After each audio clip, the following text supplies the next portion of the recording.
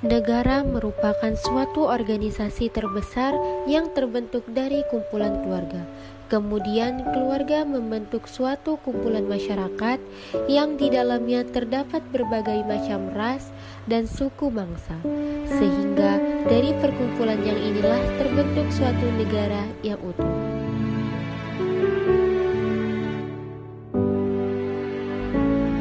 Assalamualaikum warahmatullahi wabarakatuh. Halo semuanya, perkenalkan saya Syifah Laila Nafisya, biasa dipanggil Sipa. Saya dari program studi pendidikan guru sekolah dasar, tepatnya di unit 05 dengan NIM 250410279.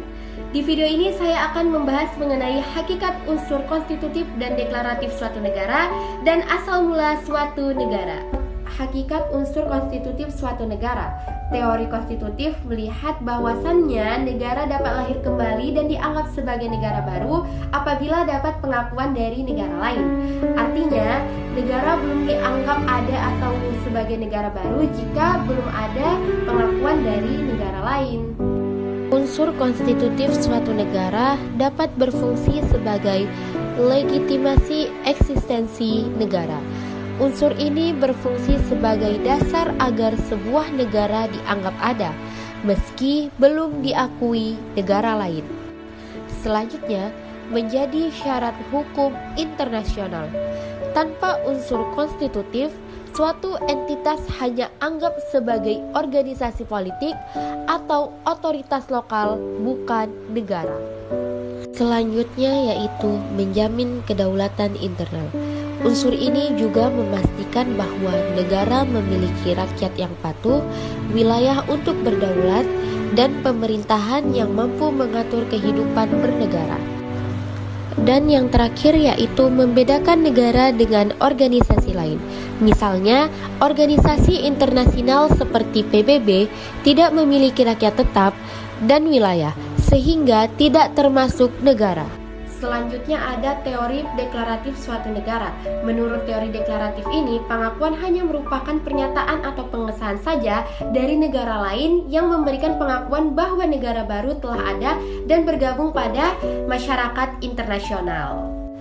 Hakikat unsur deklaratif suatu negara berfungsi mengukuhkan eksistensi negara di dunia internasional.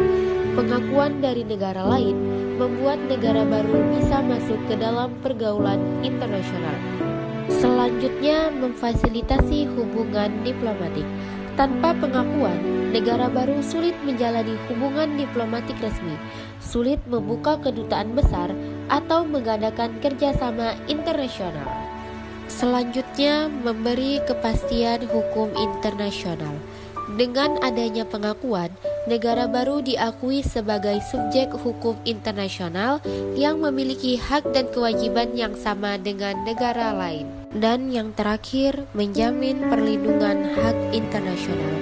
Misalnya, hak atas kedaulatan wilayah, hak untuk tidak dicampuri urusan dalam negeri, dan hak menuntut perlakuan setara dalam perdagangan dan diploma.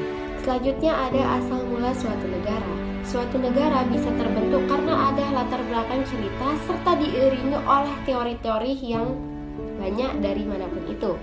Proses yang dilalui untuk bisa menjadi negara tidaklah mudah, membutuhkan proses panjang dari setiap sejarah negara tentang terbentuknya negara tersebut. Sehingga dari banyaknya sejarah tersebut, kemudian muncullah berbagai teori tentang asal mula negara oleh para ahli sejarah.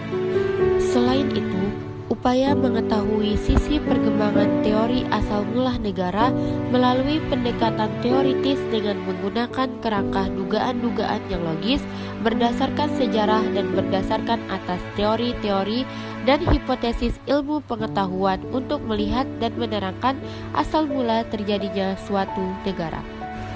Sehingga mempelajari dan memahami teori asal mula negara bisa dilihat dari periodisasi kesejarahan dari zaman Yunani, Romawi, abad pertengahan Renaissance atau abad ke-16, abad ke-17, dan abad ke-18.